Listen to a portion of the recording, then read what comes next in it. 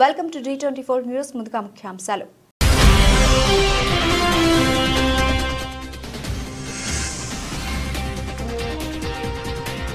జన్మతః పౌరసత్వాన్ని రద్దు చేస్తా, సిటిజన్షిప్ పై పేజీ పెడుతున్న ట్రంప్.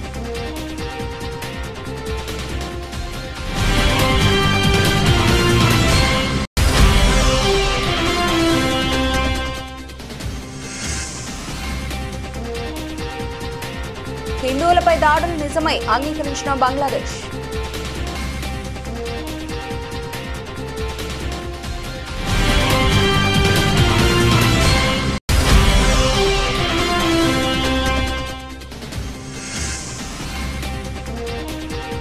వారికి ఫోన్లు చేసి వేధించేవారు. కేంద్ర మంత్రి నిర్మలా సీతారామన్ సంచలన వ్యాఖ్యలు.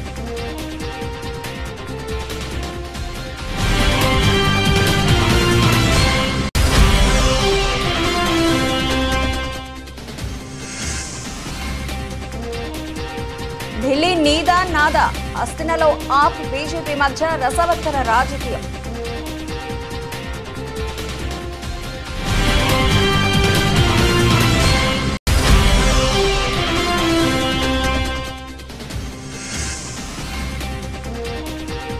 షార్ట్ లిస్ట్ రెడీ, సంక్రాంతికి విడుదల.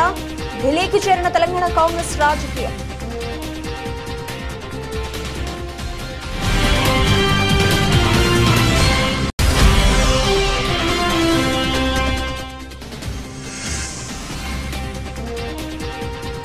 డైవర్షన్ పాలిటిక్స్, డిప్యూటీ సీఎం ఆ షిప్ దగ్గరకు ఎందుకు వెళ్లలేదు? సంచలన వ్యాఖ్యలు చేసిన మాజీ సీఎం జగన్.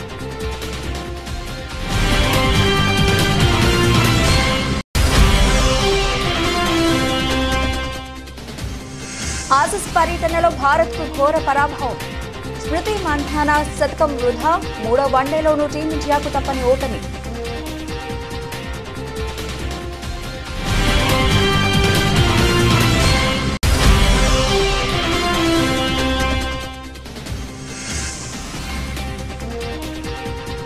ఇక సహించేది లేదు, ఆ రూమర్స్ పై ఫైర్ అయిన సాయి పల్లవి.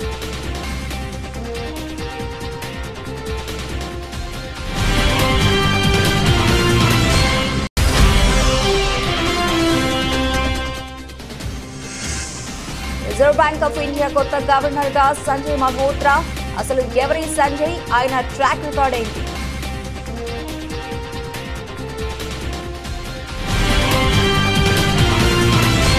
రెడ్డిగా డీటెయిల్స్ లోకి వెళ్తే, అమెరికా నేలపై జన్మించే వారికి హక్కుగా దక్కే పౌరసత్వాన్ని రద్దు చేసే యోచనలో కాబోయే అధ్యక్షుడు డొనాల్డ్ ట్రంప్ ఉన్నారు. తాను పదవి బాధ్యతలు చేపట్టగానే ఈ బర్త్ రైట్ సిటిజన్షిప్ ను రద్దు చేస్తానని గత వారం ఓ ఇంటర్వ్యూలో ట్రంప్ కీలక ప్రకటన చేశారు.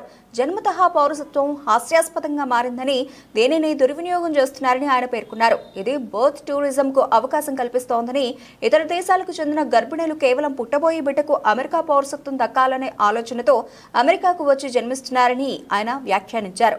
ఎన్నికల ప్రచారంలోనూ తాను బర్త్ రైట్ సిటిజన్షిప్ ను రద్దు చేస్తానని ట్రంప్ ప్రకటించారు. అసలు ఈ బర్త్ రైట్ సిటిజన్షిప్ అంటే, అమెరికాలో జన్మించిన ప్రతి బిడ్డకు తల్లిదండ్రులు ఏ దేశం వారనేది సంబంధం లేకుండా ఆటోమేటిక్గా దేశ పౌరసత్వం దక్కుతుంది. దీనిని బర్త్ రైట్ సిటిజన్షిప్ అంటారు.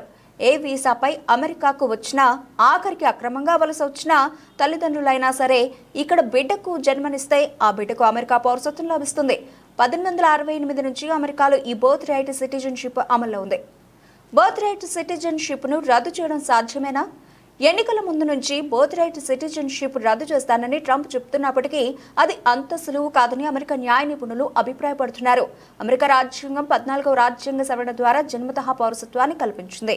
ఇప్పుడు దీన్ని రద్దు చేయాలంటే రాజ్యాంగ సవరణ చేయాలి. ఇందుకు కాంగ్రెస్ లో 3/2 మెజారిటీతో పాటు 4/3 రాష్ట్రాల ఆమోదముద్ర అవసరం.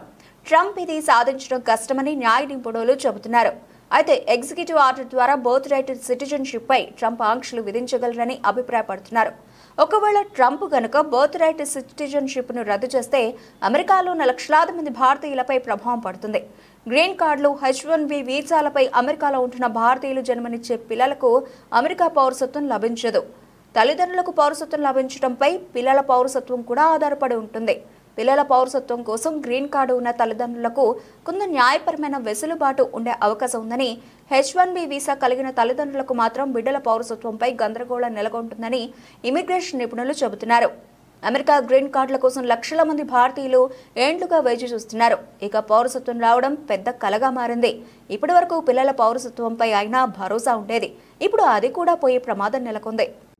My first day back in the White House, I'll terminate every open borders policy of the Biden administration, stop the invasion on our southern border, and begin the largest domestic deportation operation in American history.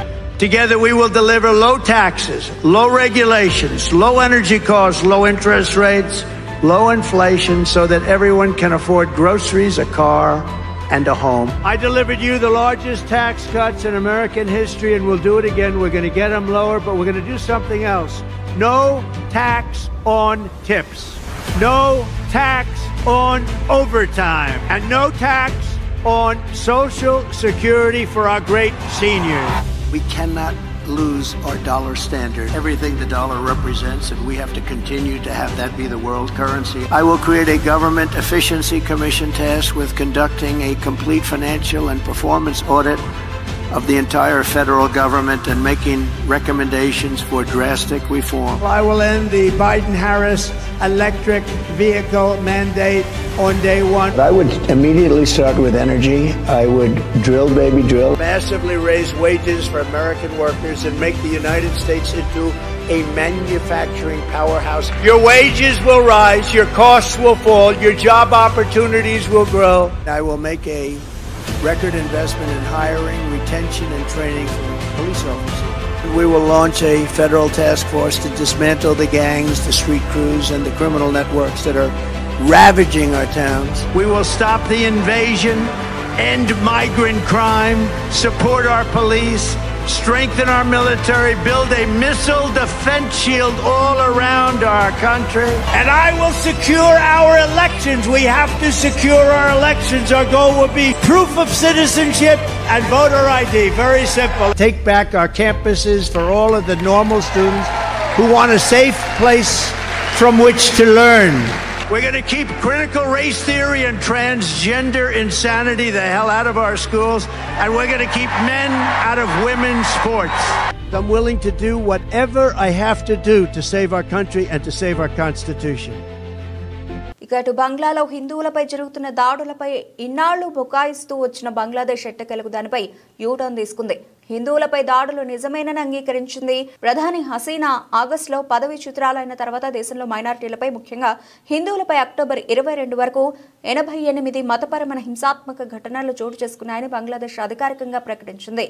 ఈ అల్లర్లకు సంబంధించి 70 మందిని arrest చేసినట్లు Mohammed Younis ఆపద్ధర్మ ప్రభుత్వ press కార్యదర్శి శశిగుల్ ఆలం తెలిపారు.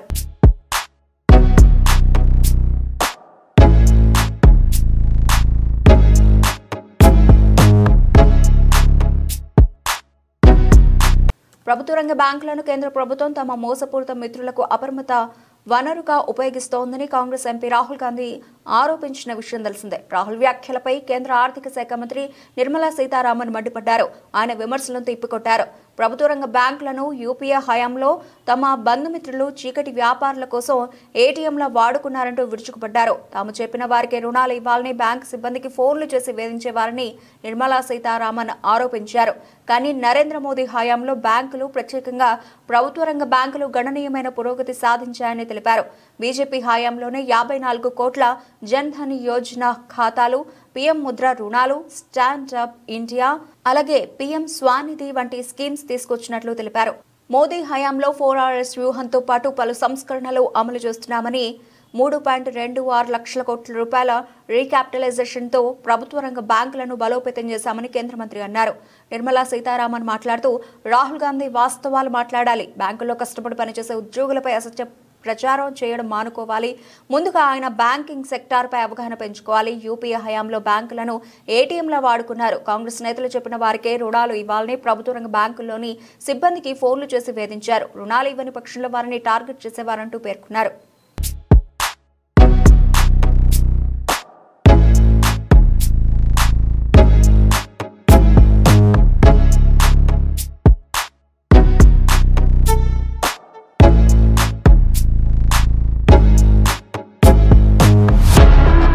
అదే ఢిల్లీ పీఠం. ఆధిపత్యం కోసం ఒక పార్టీ పోరాటం, జెండా పాతాల్ని మరో పార్టీ ఆరాటం, ఉనికి చాటుకోవాలని ఇంకో పార్టీ వ్యూహం. మొత్తానికి హస్తినలో రాజకీయం వింటర్లోనూ వేడి పుట్టిస్తోంది. నిజానికి వచ్చే ఏడాది ఆరంభంలోనే ఢిల్లీ అసెంబ్లీకి ఎన్నికలు. కానీ హస్తినలో హస్తగతం చేసుకోవడానికి ఇప్పటి నుంచే కొదమ సింహాల్లా తలపడుతున్నాయి అధికార ఆమ్ ఆద్మీ పార్టీ, కేంద్రంలోని ఎన్డీఏ. ఢిల్లీ నీదా నాదా, సత్తా చాటేదెవరో తేల్చుకుందాం రా, సై అంటే సై, తగ్గేదేలే, ఇలా సాగుతోంది హస్తినలో ఆప్ బీజేపీ మధ్య రసవత్తర రాజకీయం. ఒకరిపై ఒకరు విమర్శలు తీవ్రమయ్యాయి.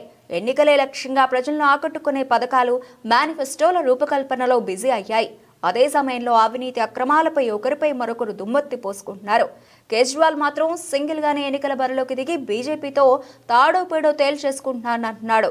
అన్ని రాష్ట్రాలు ఒక ఎత్తు, ఢిల్లీ ఒక్కటే ఒక ఎత్తు. 600 ఏది ఏమైనా ఆ ఒక్కటి కొడితే చాలు, హస్తిన దక్కితే దేశంలో కమలానికి తిరుగుండదు. ఇది బీజేపీ ఆలోచిస్తున్న తీరు. ఎలాగైనా హస్తిన చేజారకూడదు. ఎత్తులకు పై ఎత్తులు వేసినా సరే క్లీన్ స్వీప్ చేయాలి. ఆధిపత్యాన్ని నిలబెట్టుకోవాల్సిందే, అది ఒంటరిగానే అని బీజేపీ ప్లాన్ వేస్తోంది.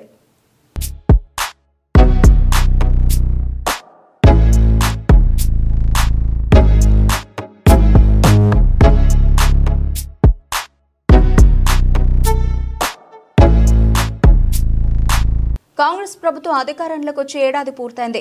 ఇప్పటికీ సీఎం రేవంత్ రెడ్డి సహా మరో 11 మంది మంత్రులతోనే రేవంత్ సర్కార్ నడుస్తోంది. ఇంకా మరో 6గురికి కేబినెట్లో అవకాశం ఉంది. సీఎం రేవంత్ రెడ్డి ఢిల్లీ పర్యటనకు వెళ్లిన ప్రతిసారి కేబినెట్ విస్తరణ జరుగుతుందని బాగా ప్రచారం జరిగింది. కానీ ఇతర రాష్ట్రాల్లో అసెంబ్లీ ఎన్నికల దృష్ట్యా కాంగ్రెస్ హైకమాండ్ ఆ దిశగా అడుగులు వేయలేదు. కొత్త ఏడాదిలో సరికొత్త జోష్తో తెలంగాణ ప్రభుత్వాన్ని నడిపిస్తానని ఇటీవల సీఎం రేవంత్ రెడ్డి ప్రకటించారు. సీఎం ప్రకటనకు తగ్గట్టుగానే సంక్రాంతిలోపై కేబినెట్ విస్తరణ కోసం తెలంగాణ ప్రభుత్వం సీరియస్ గా ఆలోచిస్తోంది. ఇప్పటికే ఇతర రాష్ట్రాల్లో ఎన్నికలు ముగిసిన నేపథ్యంలో కేబినెట్ విస్తరణపై కాంగ్రెస్ కమాండ్ కూడా ఫోకస్ పెట్టింది. దీంతో తెలంగాణ కాంగ్రెస్ రాజకీయం ఢిల్లీకి చేరింది. కేబినెట్ లో కొత్త ముఖాల జాబితా షార్ట్ లిస్ట్ చేసుకుని CM Revanth Reddy, deputy CM Bhatti Vikramarka ఢిల్లీలో అధిష్టానం ముందు ఉంచారు. ఇప్పటికే రాహుల్ గాంధీని కలిసి కేబినెట్ విస్తరణపై చర్చించారు. తమ అనుచరులకు కేబినెట్ బెర్తులు ఇవ్వాలని అటు రేవంత్ రెడ్డి, ఇటు భట్టి విక్రమార్క పార్టీ హైకమాండ్ కి విజ్ఞప్తి చేసినట్లు తెలుస్తోంది. అయితే దీనిపై మళ్లీ రాహుల్ గాంధీతో చర్చించి ఫైనల్ గా నిర్ణయం తీసుకోనున్నట్లు సమాచారం. సీఎం రేవంత్ రెడ్డి కేబినెట్ లో 11 మంది మంత్రులు ఉండగా ఉమ్మడి జిల్లాల వారీగా చూస్తే ఆదిలాబాద్, నిజామాబాద్, రంగారెడ్డి, హైదరాబాద్ జిల్లాలకు మాత్రం ప్రాతినిధ్యం దక్కలేదు. ఎమ్మెల్యేల సంఖ్య ప్రకారం ఇంకా 6గురు కొత్త వారికి కేబినెట్ లో చోటుకి అవకాశం ఉంది. దీంతో ఖచ్చితంగా ఈ 4 ఉమ్మడి జిల్లాల వారికి కేబినెట్ విస్తరణలో బెర్త్ ఖచ్చితంగా దక్కే అవకాశం ఉంది. ఈ 4 ఉమ్మడి జిల్లాలకు మంత్రి పదవులతో పాటు మిగిలిన మరో 2 పదవులు ఎవరికి ఏ జిల్లాకు దక్కుతాయనే ఉత్కంఠ తెలంగాణ కాంగ్రెస్ పార్టీలో నెలకొంది. అయితే కేబినెట్ విస్తరణలో మిగిలిన మంత్రి పదవుల భర్తీతో పాటు ఇప్పుడు మంత్రులకు ఉన్న శాఖలు మార్చే అవకాశం ఉందని ప్రచారం జరుగుతోంది. కేబినెట్ విస్తరణతో పాటు ఇప్పటికే ఖాళీగా ఉన్న డిప్యూటీ స్పీకర్, ప్రభుత్వ చీఫ్ విప్ పోస్టులను కూడా భర్తీ చేస్తారని ప్రభుత్వ వర్గాలు చెబుతున్నాయి. తాజాగా సీఎం, డిప్యూటీ సీఎం ఢిల్లీ టూర్ల నేపథ్యంలో సంక్రాంతి నుంచి పూర్తి సైన్యంతో సీఎం రేవంత్ రెడ్డి పాలనా పరుగులు పెట్టించనున్నారని కాంగ్రెస్ లో జోష్ కనిపిస్తోంది.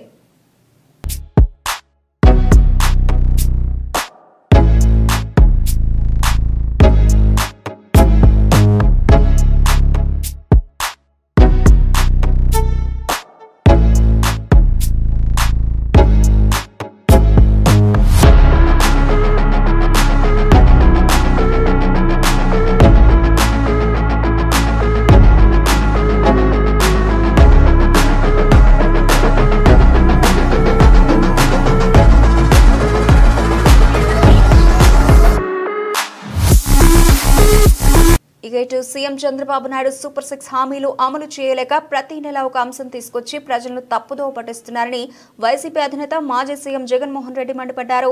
ఆర్థిక మంత్రి పయ్యావుల సొంత వియ్యంకుడు రేషన్ బియ్యాన్ని ఎగుమతి చేస్తున్న ఆ షిప్ దగ్గరకు మాత్రం డిప్యూటీ సీఎం వెళ్లలేదని జగన్ అన్నారు.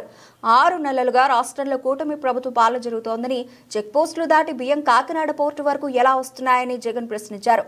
ఉమ్మడి ప్రకాశం జిల్లా వైఎస్ఆర్సీపీ ప్రజాప్రతినిధులతో సమావేశమైన వైఎస్ జగన్ పలు కీలక వ్యాఖ్యలు చేశారు. ముఖ్యమంత్రి చంద్రబాబు అబద్ధాలు, మోసాల పట్ల ప్రజలు ఆగ్రహంతో ఉన్నారని జగన్ చెప్పారు. ప్రతి నెల ఒక్కో అంశాన్ని పట్టుకుని ప్రజలను తప్పుదోవ పట్టిస్తున్నారన్నారు. అంతేకాకుండా ప్రతిరోజు డైవర్షన్ పాలిటిక్స్ చేస్తున్నారంటూ మండిపడ్డారు. చంద్రబాబు వచ్చిన తర్వాత బాదుడు మొదలైందంటూ తీవ్ర వ్యాఖ్యలు చేశారు. అధికారంలోకి వచ్చిన 6 నెలలకే ఎప్పుడూ చూడని వ్యతిరేకత ఈ ప్రభుత్వం పట్ల కనిపిస్తోందని, తమకున్న వ్యక్తిత్వం, విశ్వసనీయత వల్లే మళ్లీ అధికారంలోకి వస్తామంటూ జగన్ ధీమా వ్యక్తం చేశారు. బురద జల్లే వారితో ప్రస్తుతం యుద్ధం చేస్తున్నామని, అబద్ధాలు చెప్పడం, దుష్ప్రచారం చేయడాన్ని ఒక పనిగా పెట్టుకున్నారంటూ జగన్ పేర్కొన్నారు.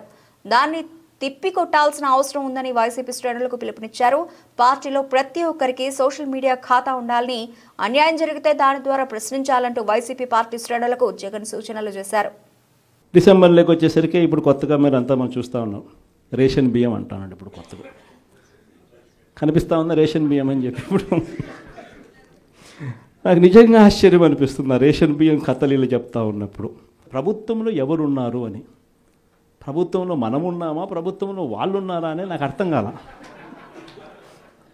7 నెలలు అయిపోయింది, దాదాపుగా 6.5 నెల అయిపోయింది వాళ్ళ ప్రభుత్వం వచ్చి. 6.5 నెల 7 నెలలు అవుతా ఉంది వాళ్ళ ప్రభుత్వం వచ్చింది. ఎమ్మెల్యేలు వాళ్ళు, మంత్రులు వాళ్ళు, కలెక్టర్లు వాళ్ళు, జాయింట్ కలెక్టర్లు వాళ్ళు, పోలీసులు వాళ్ళు, ఎంఆర్ఓలు వాళ్ళ అధికారులే, చెక్ పోస్టులు వాళ్ళవి, అన్నీ వాళ్ళవే. ఇవన్నీ దాటుకొని మళ్ళీ పోర్టుకు వచ్చింతే పోర్టులో కస్టమ్స్ అధికారులు, పోర్టులో సిఐఎస్ఎఫ్ పోలీసులు, ఇవన్నీ కూడా వీళ్ళు పొత్తులో ఉన్న కేంద్ర ప్రభుత్వం మనుషులు. మరి ఇవన్నీ దాటుకొని ఏదైనా మెటీరియల్ బోటులోకి పోగలుగుతుందా? ఆశ్చర్యం ఏమిటంటే ఈయన పోయిన boat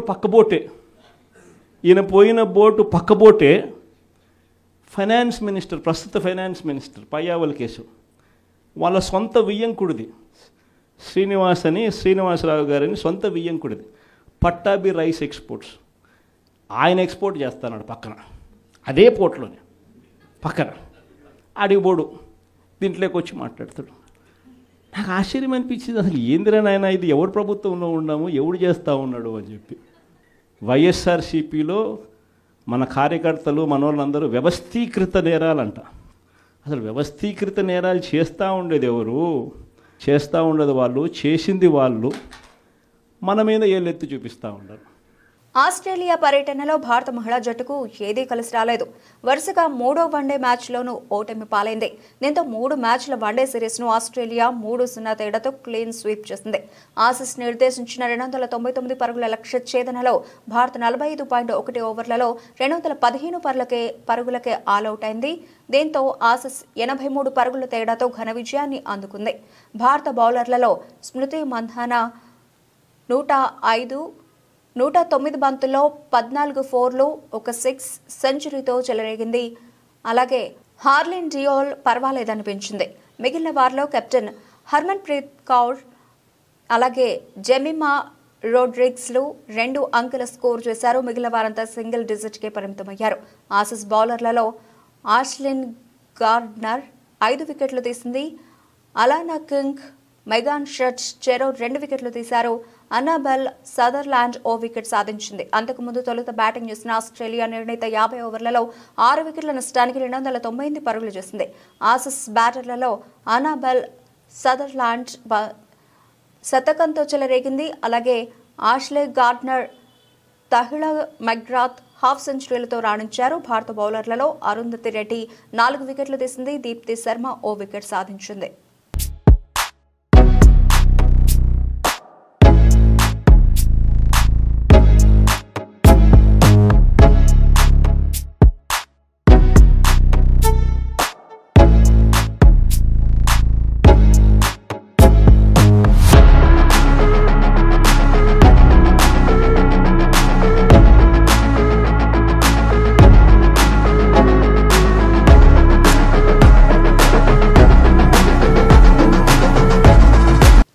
star heroine Sai Pallavi గురించి ప్రత్యేక పరిచయం అవసరం లేదు. ఇప్పటికే ఎన్నో సినిమాల్లో నటించి భారీ గుర్తింపు తెచ్చుకున్న ఈ బ్యూటీ ఇటీవల అమరన్ సినిమాతో బ్లాక్ బస్టర్ విజయాన్ని తన ఖాతాలోకి వేసుకుంది. ఇక ఈ సినిమా తర్వాత త్వరలోనే గ్లోబల్ స్టార్ రామ్ చరణ్ హీరోగా నటిస్తోన్న గేమ్ చేంజర్ సినిమాతో ఆడియన్స్ ముందుకు రానుంది. అలాగే బాలీవుడ్లో కూడా రామాయణం సినిమా చేస్తోంది. అయితే సాయి పల్లవి ఈ సినిమా కోసం తన చాలా అలవాట్లను మార్చుకుందని, ఈ సినిమాలో సీత పాత్ర పోషిస్తున్నందుకు ఆమె నాన్ వెజ్ మానేసిందని, పూర్తిగా వెజ్ మాత్రమే తింటోందని, అంతేగాక ఇతర దేశాలకు వెళ్లేటప్పుడు కూడా తన చెఫ్ల బృందాన్ని తనతో తీసుకెళ్తోందని పెద్ద ఎత్తున వార్తలు వస్తున్నాయి. ఇన్ని రోజులు ఈ వార్తలపై స్పందించిన సాయి పల్లవి తన సహనాన్ని కోల్పోయింది. ఎట్టకేలకు ఈ వార్తలకి చెక్ పెట్టింది. తాజాగా తన సోషల్ మీడియా వేదికగా ఇలా రాసుకొచ్చింది. చాలాసార్లు, దాదాపు ప్రతిసారి నేను నిరాధారమైన పుకార్లు, కల్పిత అబద్ధాలు, తప్పుడు ప్రకటనలు వేరే ఉద్దేశంతో లేకుండా వ్యాప్తి చెందడాన్ని చూసినప్పుడల్లా మౌనంగా ఉండడానికి ప్రయత్నిస్తాను. కానీ ఇప్పుడు అసలు అలా ఊరుకోను. ఏదైనా పేరున్న మీడియా లేదా పేజీ నాపై తప్పుడు పుకార్లు రాసినా, చెప్పినా మౌనంగా ఉండబోనని, ఒకవేళ అలా జరిగితే ఖచ్చితంగా చట్టపరంగా ఎదుర్కొంటానని సాయి పల్లవి స్ట్రాంగ్ వార్నింగ్ ఇచ్చింది. దీంతో సాయి పల్లవి చేసిన ఈ పోస్ట్ నెట్టింట వైరల్ అవుతున్నాయి.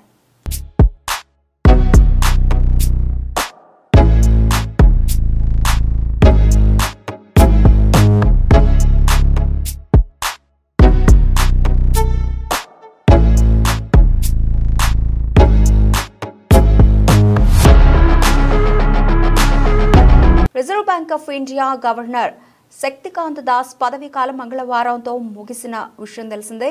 ఆయన స్థానంలో కొత్త గవర్నర్గా సంజయ్ మల్హోత్రాను నియమించారు. అయితే శక్తికాంత దాస్ పదవీ కాలం పొడిగిస్తారని భావించినప్పటికీ అలాంటి ప్రకటన ఏమీ రాలేదు. కొత్త గవర్నర్గా సంజయ్ మల్హోత్రా బాధ్యతలు చేపట్టారు. గతంలో ఉర్జిత్ పటేల్ రాజీనామా తర్వాత సెంట్రల్ బ్యాంక్ బాధ్యతలను శక్తికాంత దాస్ చేపట్టారు. 2018లో రిజర్వ్ బ్యాంక్ ఆఫ్ ఇండియా గవర్నర్గా శక్తికాంత దాస్ పదవి బాధ్యతలు చేపట్టారు. ఆయన హయాంలో అనేక ముఖ్యమైన ఆర్థిక నిర్ణయాలు తీసుకున్నారు. అయితే ఆయన పదవీ కాలాన్ని పొడిగిస్తూ కేంద్ర ప్రభుత్వం ఎలాంటి నిర్ణయం తీసుకోలేదు. అటువంటి పరిస్థితిలో సంజయ్ మల్హోత్రా నియమితులయ్యారు. ఆర్థిక సేవల రంగంలో అతని అనుభవాన్ని పరిగణలోకి తీసుకుని ఈ నిర్ణయం తీసుకుంది ప్రభుత్వం. Sanjay Malhotra Indian administrative service కింద రాజస్థాన్ క్యాడర్ నుండి తన సేవను ప్రారంభించారు. సంజయ్ మల్హోత్రాకు ఆర్థిక సేవల రంగంలో అపారమైన అనుభవం ఉంది. అతను భారత ప్రభుత్వ ఆర్థిక మంత్రిత్వ శాఖలో ఆర్థిక సేవల విభాగం కార్యదర్శిగా ముఖ్యమైన బాధ్యతలు నిర్వహించారు. ఇది కాకుండా అతను కేంద్ర రాష్ట్ర ప్రభుత్వాల్లో పన్ను, ఆర్థిక విషయాల్లో లోతైన అనుభవం కూడా ఉంది. సంజయ్ మల్హోత్రా వచ్చే 3 ఏళ్ల పాటు రిజర్వ్ బ్యాంక్ ఆఫ్ ఇండియా గవర్నర్గా కొనసాగనున్నారు. ఆర్బీఐ గవర్నర్గా ఆర్థిక మంత్రిత్వ శాఖలో పనిచేస్తున్న సంజయ్ మల్హోత్రా పనితీరు ఎలా ఉంటుందో చూడాలి.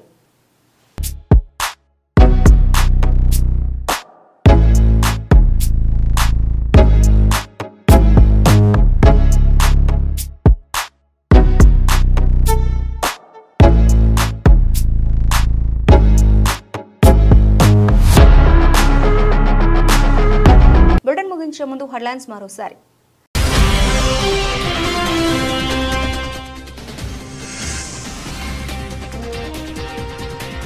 జన్మతః పౌరసత్వాన్ని రద్దు చేస్తా, సిటిజన్షిప్ పై పేజీ పెడుతున్న ట్రంప్.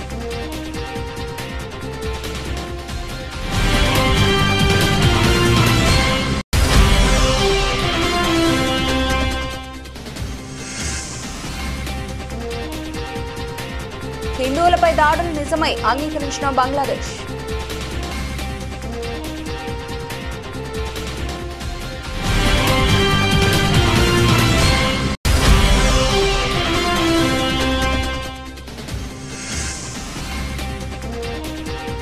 వారికి ఫోన్లు చేసి వేధించేవారు, కేంద్ర మంత్రి నిర్మలా సీతారామన్ సంచలన వ్యాఖ్యలు.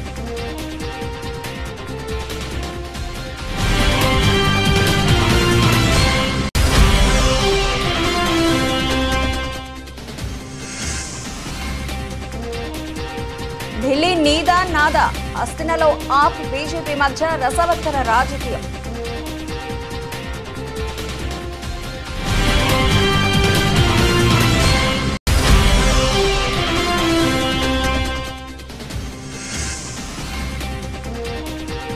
షార్ట్ లిస్ట్ రెడీ, సంక్రాంతికి విడుదల.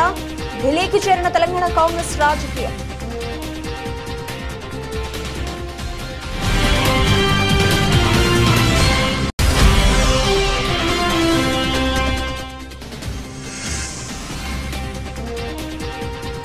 డైవర్షన్ పాలిటిక్స్, డిప్యూటీ సీఎం ఆ షిప్ దగ్గరకు ఎందుకు వెళ్లలేదు, సంచలన వ్యాఖ్యలు చేసిన మాజీ సీఎం జగన్.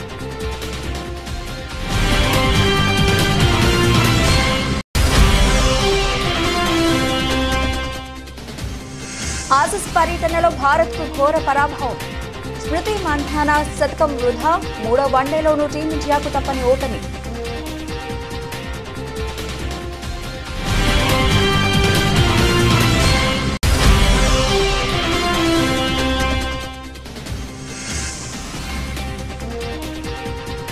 ఇక సహించేది లేదు. ఆ రూమర్స్ పై ఫైర్ అయిన సాయి పల్లవి.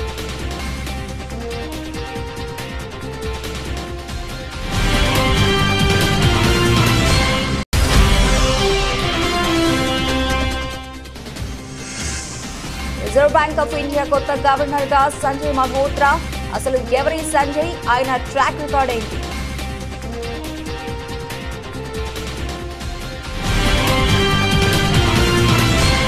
ఇవి ఇప్పటివరకు నవలసిన అప్డేట్స్. మరిన్ని అప్డేట్స్తో మళ్ళీ కలుద్దాం. అంతవరకు సెలవు. నమస్తే.